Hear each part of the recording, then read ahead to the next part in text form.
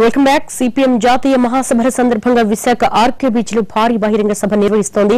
Party కార్యకర్తలతో సముద్ర తీరం ఎరుపుమయమైపోయింది. ఆ సభను ఇప్పుడు లైవ్ లో చూద్దాం.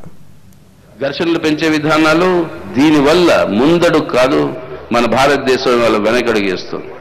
మార్క్సిస్ట్ పార్టీ ఈ మహాసభలో ఖచ్చితంగా ప్రజలకి వాగ్దానం చేసేది మీ సమస్యల మీదే కాదు, మీ బ్రతుకు తెరువు ఇంకా మెరుగవ్వాలనే ఆ విషయాల మీదే కాదు, మన దేశంలో ఐక్యత సమైక్యతని కాపాడాలి ఆ విషయాల మీదే కాదు. కానీ ఒక నూతన భారతదేశాన్ని సృష్టించాలంటే ప్రపంచంలో గౌరవంతో మన ఈ భారతదేశం ఒక నాయకుడు కింద అది మారాలంటే ఏదైతే మన దేశంలో ఉందో మన పొటెన్షియల్ దాన్ని ఉపయోగించుకోవాలంటే ఇవాళ ఈ విధానాల్ని మార్చాలి. ఈ విధానాల్ని మార్చాలంటే ప్రజా ఉద్యమాల ద్వారా ఈ ఒత్తిడి పాలక వర్గాల మీద తీసుకురావాలి. ప్రజా ఉద్యమాల్ని బలపరచాలంటే పార్టీ యొక్క విధానాల్ని ప్రజలకి అనుకూలంగా ప్రజలతో పాటు సంబంధాలు పెంచుకుని పార్టీ నిర్మాణాన్ని బలపరుచుకుంటూ ఈ పని చేయాల్సిన అవసరం ఉంది. ఇంకొక 6 నెలల్లో పార్టీ నిర్మాణం మీద ఒక స్పెషల్ ప్రణాళిక తీసుకుంటామని మేము నిర్ణయించాం. దాంట్లో ఈ నిర్ణయాలన్నీ తీసుకుంటాం.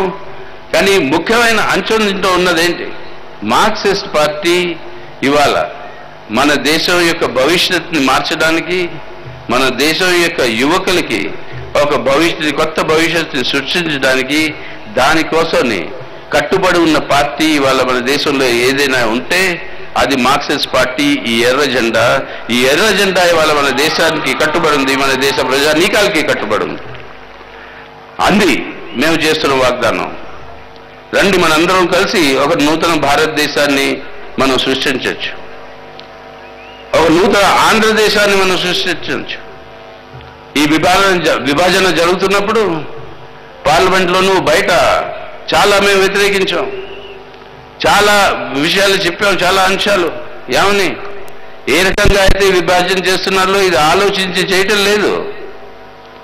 నేను అప్పుడే ఆ కాంగ్రెస్ పార్టీ మన పాలక వర్గానికి, ప్రభుత్వానికి, కేంద్ర ప్రభుత్వానికి చెప్పాం, అయ్యా 2 స్టూల్స్ మీద మనకు 2 కాళ్ళు పెట్టుకుని మేము నడవడానికి ప్రయత్నిస్తున్నారు. ఆ 2 స్టూల్స్ మీద 1 కాళ్ళు మిగులుతుంది, మీది 2 కాళ్ళు కింద పడి మీరు కూడా 2 స్టూల్స్ మధ్యలో పడతారు. అందుకోసం దీని గురించి ఆలోచించి మీరు ఈ నిర్ణయం తీసుకోండి అంటే వినలేదు. ఇప్పుడు విద్యుత్ ఎలా పంచుకోవాలి, నీరు ఎలా పంచుకోవాలి, మన రుణాలు ఎలా పంచుకోవాలి, వీటన్నిటి మీద సమస్యలు వస్తున్నాయి. వాటికి పరిష్కారం కూడా మన మార్క్సిస్ట్ పార్టీ ఇస్తుంది. అంటే ఇవాళ మన ప్రాంతానికైనా కానివ్వండి, మన దేశానికైనా కానివ్వండి, ప్రపంచంలో ఈ తీవ్రమైన ఆర్థిక సంక్షోభం ఏదైతే జరుగుతుందో ఆ సమయంలో దేశంలో మన అభివృద్ధి కోసమని, మన ప్రజల సౌకర్యాలని, వాళ్ళ బ్రతుకు తెరువుని మెరుగు చేసుకోవడానికి మార్క్సిస్ట్ పార్టీ దగ్గర ఒక స్పష్టమైన అవగాహన ఉంది. దానికి ఆధారంగా ప్రజా ఉద్యమాల్ని బలపరుస్తామనే కీలకమైన నిర్ణయం ఈ పార్టీ మహాసభలు తీసుకుంది.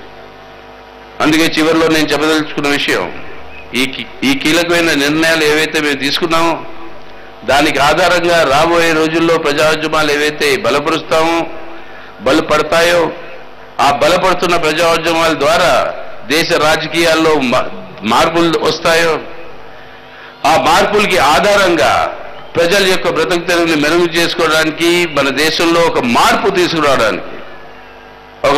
తీసుకురావడానికి మన దేశంలో ఈ పాలక వర్గాన్ని మార్చడానికి, ప్రజలకి అనుకూలమైన ఆ రకమైన పాలక వర్గాన్ని తీసుకొచ్చి ఆ రకమైన విధానాలు కొనసాగించడానికి, ఆ రకమైన ప్రజా ఉద్యమాల్ని బలపరచడం తప్పితే ఇంక వేరే మార్గం లేదు. ఆ ప్రజా ఉద్యమాల్ని బలపరచాలంటే